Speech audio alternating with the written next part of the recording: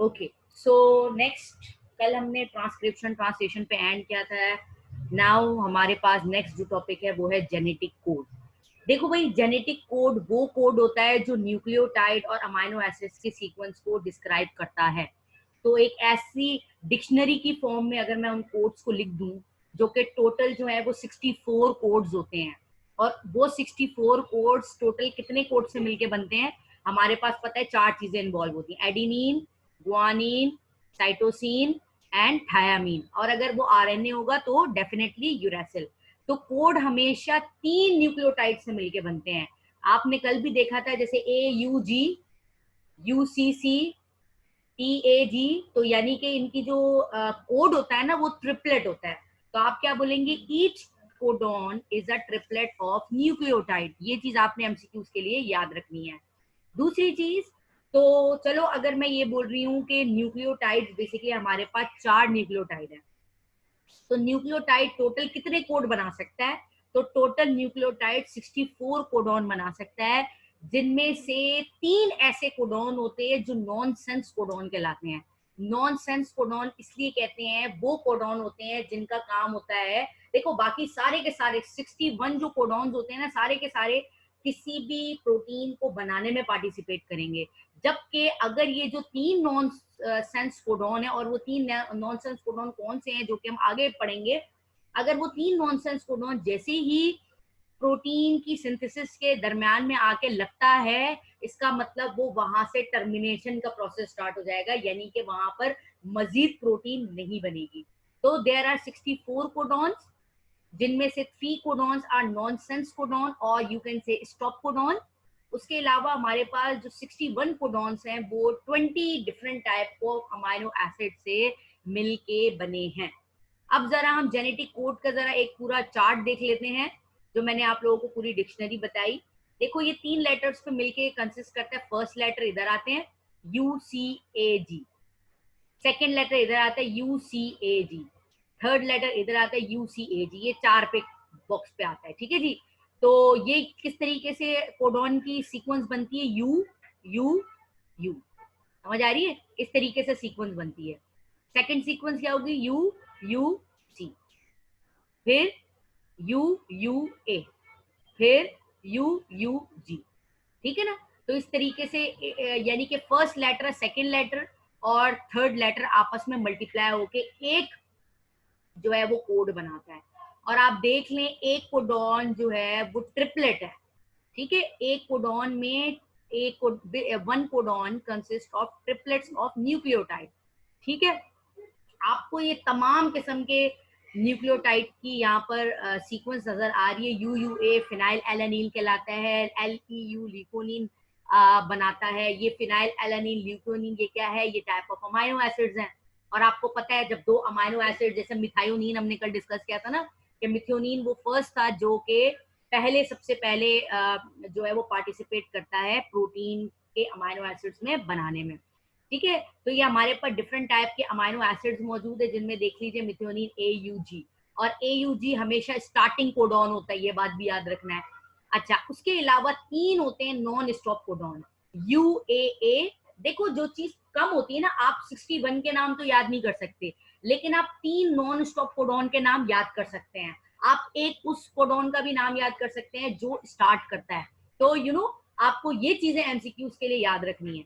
तो ये तीन नॉन स्टॉप कोडॉन होते हैं और इन्हें नॉनसेंस कोडॉन कहते हैं। U A, U A G, U G A, ये तीन होते हैं नॉन स्टॉप कोडॉन। यानी कि ये जैसे ही जब अमाइनो एसिड बन रहे होते हैं, अमाइनो एसिड्स एक दूसरे के साथ अटैच हो रहे होते हैं ड्यूरिंग ट्रांसलेशन, तो जैसे अगर यू ए का कोड आया, तो यू ए जैसे ही आके वहां पर अटैच होगा, तो वो जो जितने अमाइनो एसिड्स बने होंगे, वहां से जो चेन होगी वो उसकी टर्मिनेट हो जाएगी, स्टॉप हो जाएगा। तो अमाइनो एसिड्स का बनाने में स्टॉप जो करता है, अमाइनो एसिड्स की सीक्वेंस का स्टॉप करता है, प्रोटीन को बनाने में जो स्टॉप करते हैं, वो ये तीन नॉनसेंस कोडॉन करते हैं आउट ऑफ 64। और मैं आपको बता चुकी हूँ कि ये जेनेटिक कोड किस तरीके से बना हुआ होता है। नाउ, अब नॉनसेंस कोडॉन को मैंने ये पहले बात बता दी, 3 नॉनसेंस कोडॉन है जो 64 में से हैं। और इन नॉनसेंस कोडॉन को आप स्टॉप कोडॉन्स भी कहते हैं और टर्मिनेटिंग कोडॉन्स भी कहते हैं। वो UAA होता है, UAG होता है एंड UGA होता है। ये सारे के सारे नॉन स्टॉप कोडॉन है। वाइल मिथायोनिन को अलग से लेबल किया हुआ है, क्यों? क्योंकि ये हमारे पास स्टार्टिंग कोडॉन है, जो स्टार्ट जहां से होती है प्रोसेस प्रोटीन के बनने का, वो मिथायोनिन से होता है। सो AUG is the initiator codon in majority of the majority of the protein। आपने ये देखा है प्रोटीन में सबसे पहले जो पहला कोड हमारे पास आता है that is AUG। In a few cases GUG में ऑल्सो भी इनिशिएटर कोडॉन। तो आपने ये याद रखना है AUG जो मिथियोनिन बनाता है, मिथियोनिन अमाइनो एसिड बनाता है। GUG समटाइम्स जिसमें AUG स्टार्टिंग कोडॉन नहीं होता उसमें GUG स्टार्टिंग कोडॉन होता है, ठीक है। तो methionine is the only amino acid specified by just one codon AUG। आपने नॉनसेंस कोडॉन के तीनों याद रखने हैं, कोडॉन की सीक्वेंस, उसके अलावा आपने मिथियोनिन की सीक्वेंस याद रखनी AUG। तो कहने का मतलब ये कि इस चार्ट में से आप जितने अमाइनो एसिड्स के नाम याद कर सकते हैं आप याद कर लेना। देखो phenylalanine and leucine, serine, ये ऐसे हैं सिस्टीन, ये ऐसे हैं आर्ग्यूनिन, ठीक है जी। तो ये ऐसे जो कि याद रह सकते हैं, ठीक है। टेबल बनाने का मैं आपको पहले बता चुकी हूँ। ये 3 लेटर्स पे होता है, first letter, second letter, third letter, UCAG। यहाँ भी UCAG, यहाँ पे 4 दफा UCAG। तो ये तीनों लेटर्स आपस में मल्टीप्लाई होके एक बनता है U देख लें, UUC, तो U हो या UUC हो, वो फिनाइल एलानिन ही बनेगा। And these are all a type of amino acids. Now genetic code is unambiguous, universal, degenerate, commaless and non overlapping. देखिए जेनेटिक कोड आपका मेरा सबका सेम होता है, सबका जेनेटिक कोड सेम होता है, सबका यू ही फिनाइल एलानिन बनाएगा। आपकी बॉडी में भी वो फिनाइल एलानिन कोड बनाएगा, मेरी बॉडी में भी फिनाइल एलानिन बनाएगा, ठीक है। तो अगर हम होमोसेपियंस की बात करते हैं, ऑर्गेनिजम्स की बात करते हैं, लिविंग ऑर्गेनिजम्स में स्पेशली ह्यूमन बीइंग की बात करते हैं, तो हम सबका 64 जो कोडॉन है वो सेम रहता है। कोड्स अलग है, डीएनए का जेनेटिक मटेरियल अलग है, ठीक है। तो इस चीज के अंदर कंफ्यूज नहीं होना। अच्छा, जेनेटिक कोड सेम रहता है अनटिल और अनलेस कि उसके अंदर कोई म्यूटेशन स्टार्ट ना हो जाए, कोई ओवरलैपिंग स्टार्ट ना हो जाए। जेनेटिकली वो कोडॉन सबका सेम होता है, यूनिवर्सली सेम होता है। तो हमारे पास स्टार्टिंग कोडॉन है UAUG और टर्मिनेटिंग कोडॉन है UAG, UGA, UAA। और इसी टर्मिनेटिंग कोडॉन को नॉनसेंस कोडॉन भी कहते हैं एंड हमारे पास टर्मिनेटिंग कोडॉन भी कहते हैं और स्टॉप कोडॉन भी कहते हैं। So mutation can be well describe using genetic code. अब म्यूटेशन अगर हो जाती है और अगर लेट सपोज मिथियोनिन बनना था AUG से और म्यूटेशन यहाँ पे हो गई और वो AUG की जगह AGU बन गया, ठीक है। तो AGU तो मिथियोनिन नहीं बनाएगा ना, क्योंकि इसका कोड है, स्पेसिफिक कोड है, आपने अपने कंप्यूटर पे कोड लिखा है। अब वो कोड अगर लेट सपोज आपने लिखा है AUG और आप AGU करेंगे तो कंप्यूटर तो उसको नॉन करेक्ट शो करेगा ना। बिल्कुल इसी तरीके से जब हमारे पास अमाइनो एसिड्स के जो सीक्वेंस बन रही होती है, अमाइनो एसिड्स बन रहे होते हैं, तो उसके लिए भी स्पेसिफिक न्यूक्लियोटाइड की सीक्वेंस की रिक्वायरमेंट होती है। तो अनटिल और अनलेस कि इसमें म्यूटेशन ना हो तब तक जेनेटिक कोड सबका सेम रहता है। कितने जेनेटिक कोड है? 64 जेनेटिक कोड है, जिनमें से 61 स्टार्ट हमारे पास 61 सारे के सारे वर्किंग कोडॉन्स है, जिसमें से 3 जो है वो हमारे पास नॉनसेंस और टर्मिनेटिंग और स्टॉप कोडॉन कहलाते हैं। अच्छा जी, नाउ म्यूटेशन। कुछ थोड़ी सी टर्मिनोलॉजीज है जो कि आपको क्लियर पता होनी चाहिए। What is a mutation? Mutation is sudden change, ठीक है। अच्छा, ये चेंज वो भी चेंज हो सकता है कि एक ऑर्गेनिज्म में चेंज हो गया और एट अ टाइम चेंज हो गया। एक वो चेंज भी हो सकता है जो कि हेरिटेबल चेंज हुआ है, पेरेंट्स में भी यही थी डिजीज, ऑफस्प्रिंग के अंदर भी ये डिजीज ट्रांसफर हो गई। तो sudden heritable change in a genetic material or character of an organism is known as mutation। तो म्यूटेशन कभी भी फिनोटिपिकली नहीं होती है, वो जीनोटिपिकली होती है। तो जीनोटिपिकली की वजह से वो फिनोटिपिकली भी इफेक्टेड होती है, ठीक है। तो any change in the genetic material, any horrible change, any sudden change in the genetical material, that are called mutation. और जिन फैक्टर्स की वजह से म्यूटेशन होती है, जिन चेंजेस की वजह से म्यूटेशन होती है, उन्हें हम कहते हैं म्यूटेजेंस। ठीक है, तो म्यूटेशन ऐसे ही नहीं होती ना, म्यूटेशन एक्स रेज की वजह से हो रही है, तो एक्स रेज इज अ म्यूटेजन।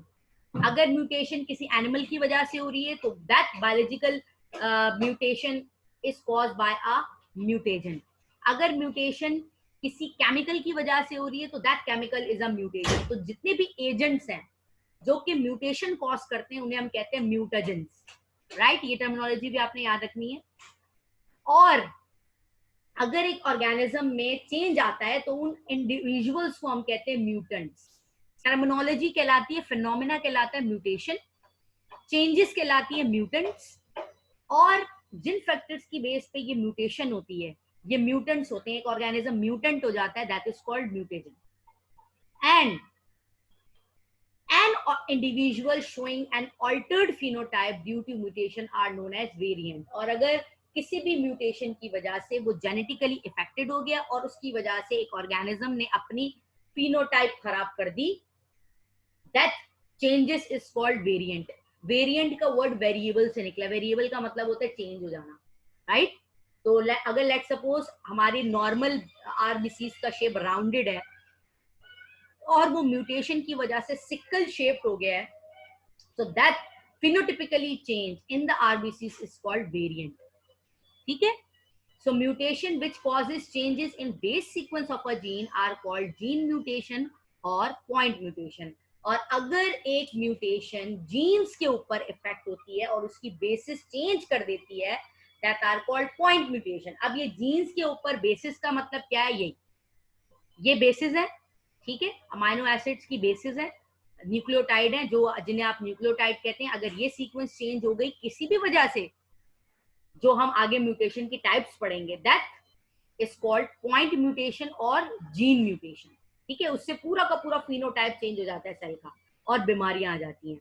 अब म्यूटेशन की कॉजेस की बेस पे हमने इसको दो पार्ट में डिवाइड कर दिया है। एक हमारे पास कहलाता है स्पॉन्टेनियस म्यूटेशन, एक कहलाता है हमारे पास induce mutation.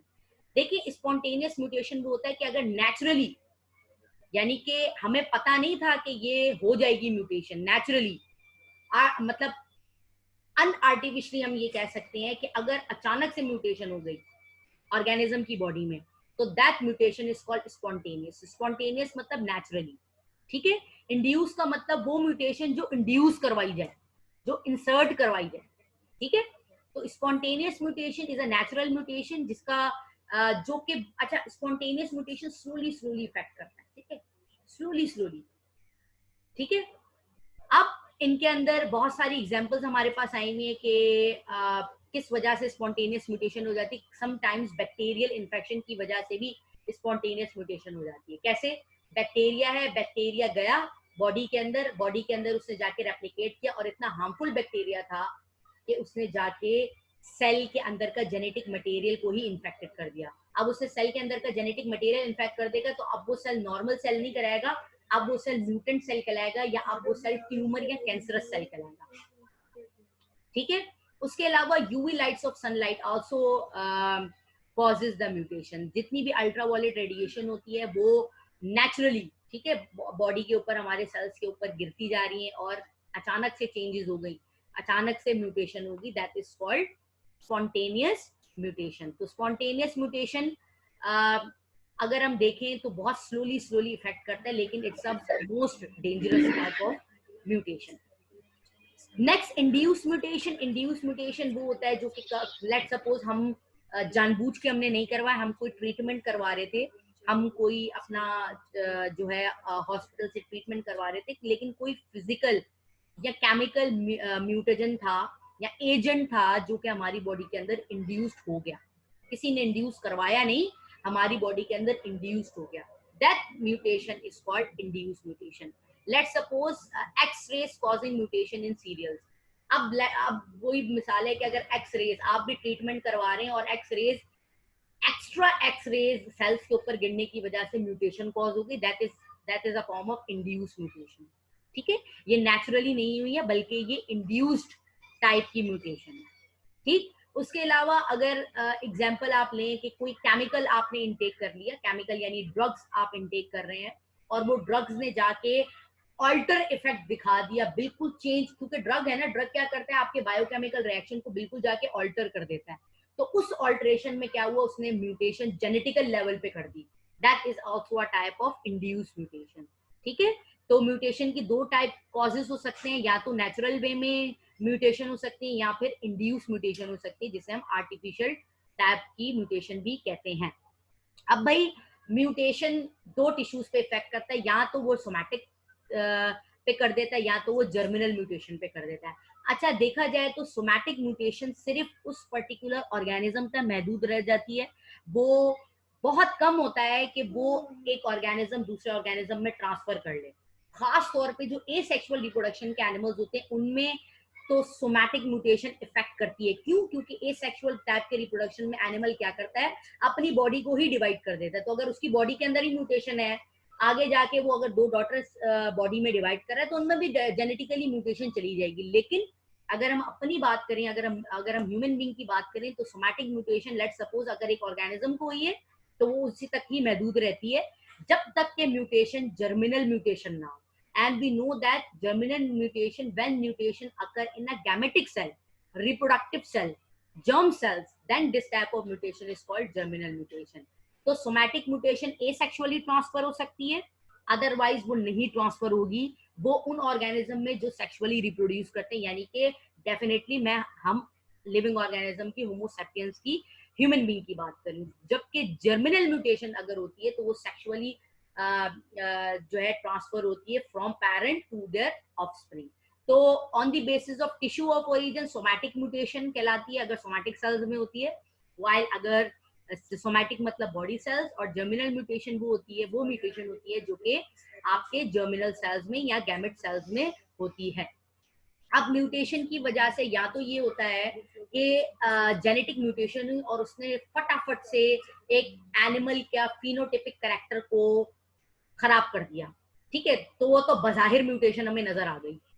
That type is called visible mutation, यानी कि वो म्यूटेशन जिसका इफेक्ट जो है वो विजिबल नजर है ऑर्गेनिज्म में। विजिबल आप किसी का जेनेटिक मटेरियल नहीं देख सकते, विजिबल आप उसका फिजिकल अपीयरेंस देख सकते हैं, राइट। तो फिनोटिपिकली अगर किसी में कुछ डिटेक्ट हो जाए, कोई कोई changes, abnormal changes, that type of mutation is called visible mutation.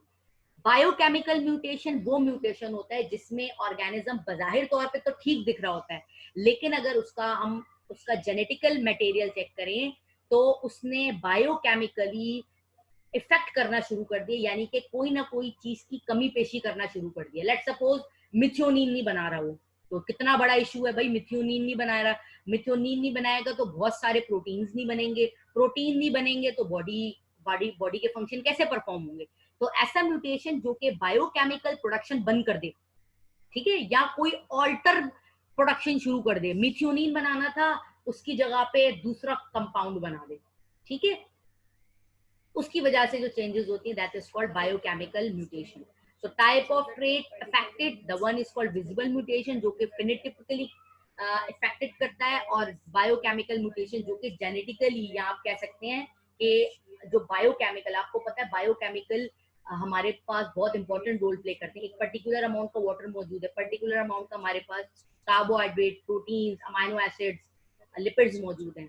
तो अगर कोई भी आगे पीछे केमिकल रिएक्शन होना शुरू हो गए, कोई प्रॉपर बन ही नहीं रही, एंजाइम्स का बनना खत्म हो गया, अचानक से एंजाइम्स बनना खत्म हो गए, ठीक है, हेलिकेज एंजाइम बनना खत्म हो गया, पॉलीमरेज एंजाइम बनना खत्म हो गया, तो ये तमाम चीजें तो इफेक्ट करेंगी ना बॉडी को जेनेटिकल लेवल पे, राइट। तो that type of mutation is called biochemical mutation. Now move toward the another mutation that are called chromosomal mutation. ये इसी बायोकेमिकल म्यूटेशन के अंदर का एक पार्ट है।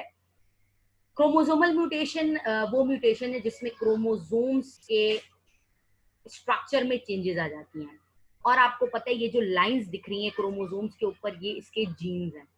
तो अगर इसके ऊपर इफेक्ट आ रहा है तो इसका मतलब लेट सपोज, ये मैंने आप लोगों को कल बताया था, जो मैं आपको one gene one enzyme hypothesis बताई थी, कि अगर एक जीन भी म्यूटेशन हो गई उसमें तो वो सामने वाला एंजाइम नहीं बनाएगा, और अगर वो सामने वाला एंजाइम नहीं बनाएगा तो प्रोटीन बनने के लिए वो पर्टिकुलर मैटर जो है वो गायब हो जाएगा। तो उसका मतलब वो पूरा का पूरा मैकेनिज्म डिस्टर्ब कर देगा, राइट। तो any change in the structure, चाहे वो एडिशनल चेंजेस हो, एडिशन हो किसी भी चीज का, या सब्सट्रैक्शन हो, that type of mutation is called chromosomal mutation. अब क्रोमोसोम्स के नंबर की बेस पे या क्रोमोसोम के ऊपर चेंजेस होना, ये 5 टाइप की फॉर्म में एग्जिस्ट करता है: deletion, inversion, translocation, non disjunction and duplication.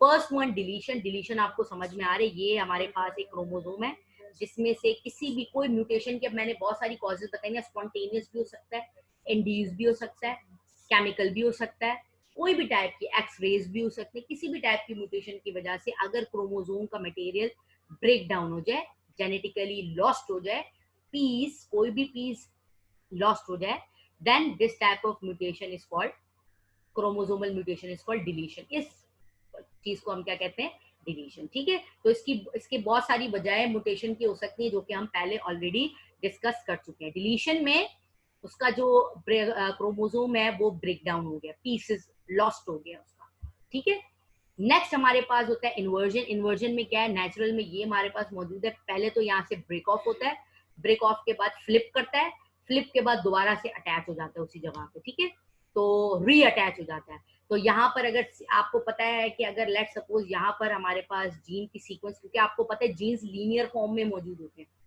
तो इस पीस की चेंजेस की वजह से इधर का मटेरियल, नीचे का मटेरियल ऊपर चला गया, ऊपर का मटेरियल नीचे आ गया। अब क्या हुआ? ये जो टाइप की म्यूटेशन है, that are called inversion. Now duplication, जिसमें जो जीन्स की सीक्वेंस है वो रिपीट हो जाती है। अब जीन्स की सीक्वेंस एक मौजूद थी, लेट सपोज AUG, तो AUG 2 दफा आ गया। ठीक है, तो कोई भी चीज की, मैंने पहले भी बताई, एडिशन या सब्सट्रैक्शन, दोनों की दोनों हमारे लिए हार्मफुल है। तो अगर जीन की सीक्वेंस रिपीट हो जाए, यहाँ पे क्या हुआ? जीन्स की सीक्वेंस डिलीट हो गई, यहाँ पे क्या हुआ? इन्वर्ट हो गई। ठीक है, फ्लिप हो गई, यहाँ पे क्या हो गया? डुप्लीकेट हो गई, रिपीट हो गई। That type of changes is called duplication. Now translocation. अच्छा, ट्रांसलोकेशन के लिए जरूरी होता है, ट्रांसलोकेशन में होता है क्या है कि दोनों जो के होमोलोगस क्रोमोसोम नहीं है। अच्छा, दो होमोलोगस क्रोमोसोम अगर आपस में जेनेटिक मटेरियल ट्रांसफर करते हैं तो वो इट्स ओके। ठीक है, लेकिन शर्त क्या है? दोनों होमोलोगस क्रोमोसोम है जिनकी physical appearance, genetic appearance almost same है। लेकिन ट्रांसलोकेशन में क्या होता है कि एक तो जो क्रोमोसोम है वो उस दूसरे क्रोमोसोम के साथ जेनेटिक मटेरियल को ट्रांसफर कर देता है जो कि इसका होमोलोगस नहीं है। बिल्कुल अलग क्रोमोसोम है, ये क्रोमोसोम ए है, ये क्रोमोसोम बी है, इसने यहाँ का पार्ट इधर चला गया, यहाँ का पार्ट इधर चला गया। दैट टाइप ऑफ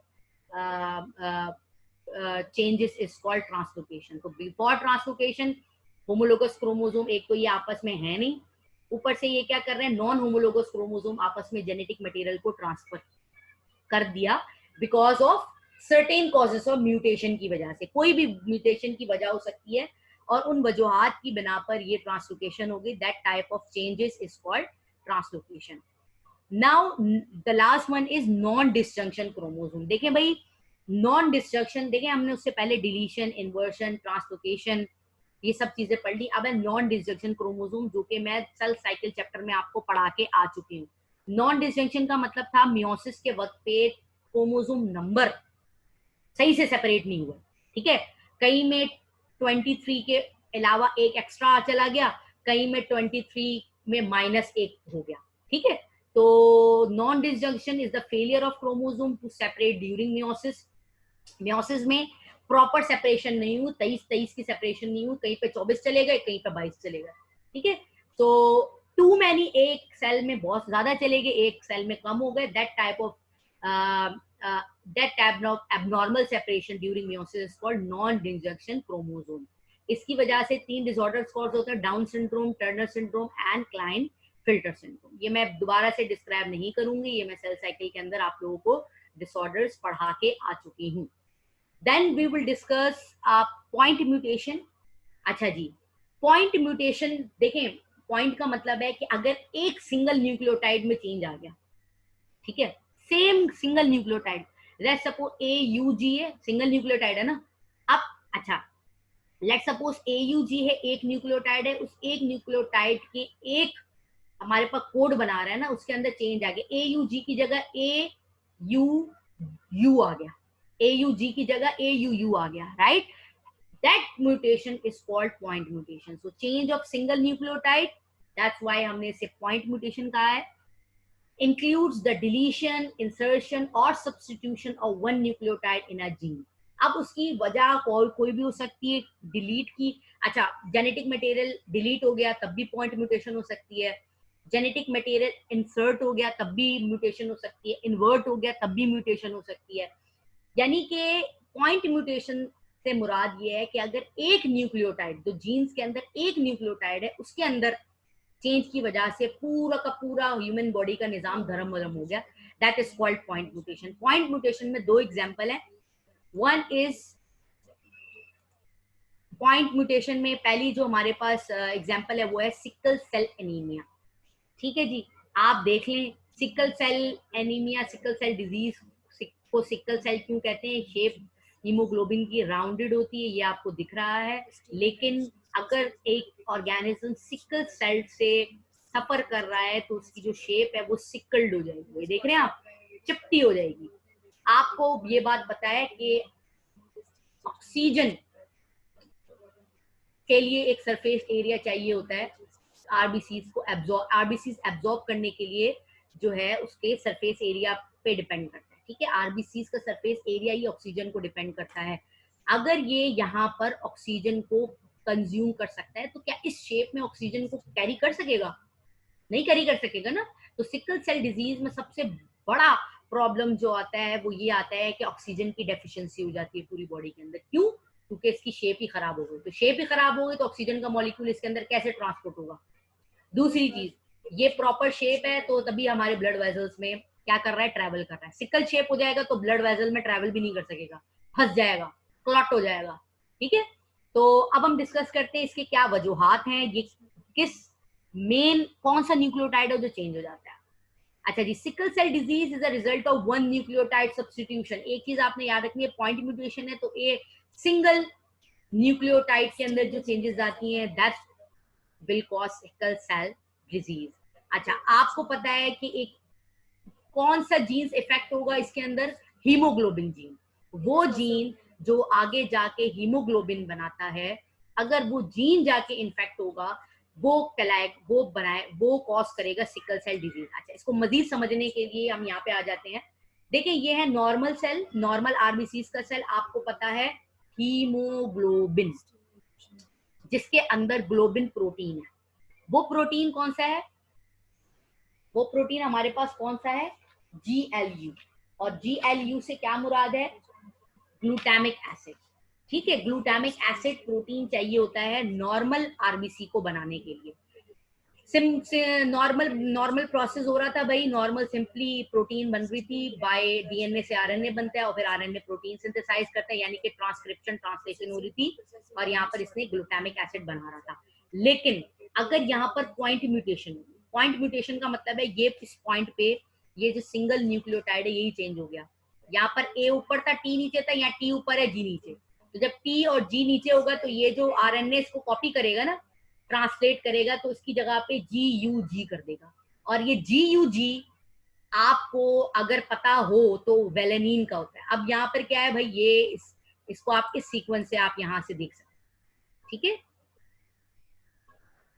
ठीक है जी, वेलेनिन का देख लें तो यहां से क्या हुआ, बनना था उसको ग्लूटामिक एसिड, बन गया वो वेलाइन। ठीक है, तो वेलाइन प्रोटीन तो चाहिए ही नहीं है ना हीमोग्लोबिन के बनने के लिए। तो नॉर्मल में ग्लूटामिक एसिड बना रहा था, और ग्लूटामिक एसिड वो प्रोटीन है जो कि हीमोग्लोबिन बनाता है। लेकिन अगर सेल में म्यूटेशन हो गई तो वो ग्लूटामिक की जगह वेलानिन बना देगा, और वेलानिन इज अ म्यूटेंट प्रोटीन। तो जब वेलानिन बन जाएगा तो सेल की शेप आपको नॉर्मल नहीं मिलेगी, बल्कि सेल की शेप आपको एबनॉर्मल या फिर सिकल्ड शेप मिलेगी।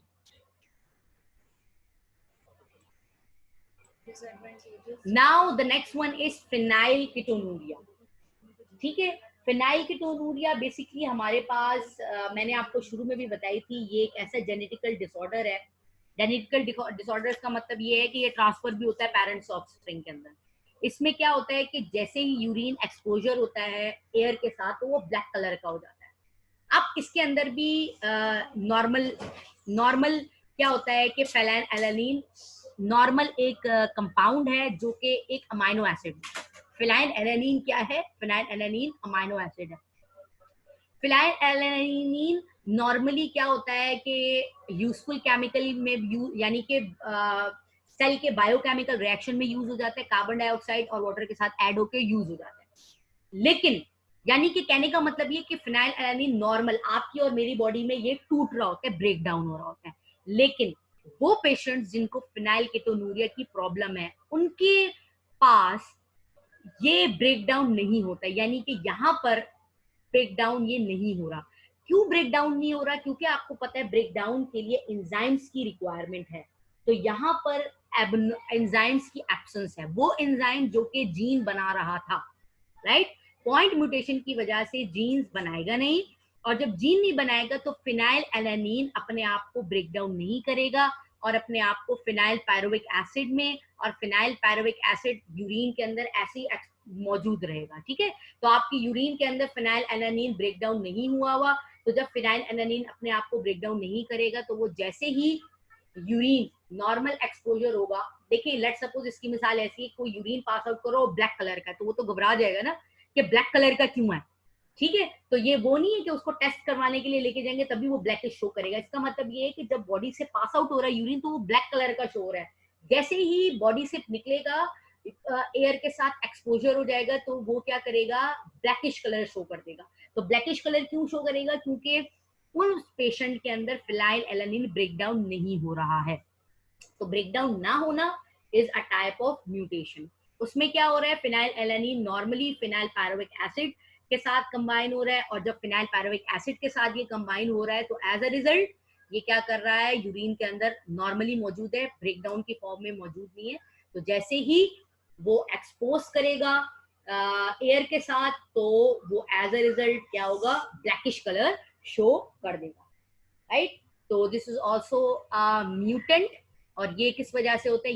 या तो म्यूटेंट एलील हो जाते हैं या तो म्यूटेंट जीनी हो जाता है, ठीक है? तो यहाँ पर हमारा क्रोमोसोम एंड डीएनए चैप्टर हो गया।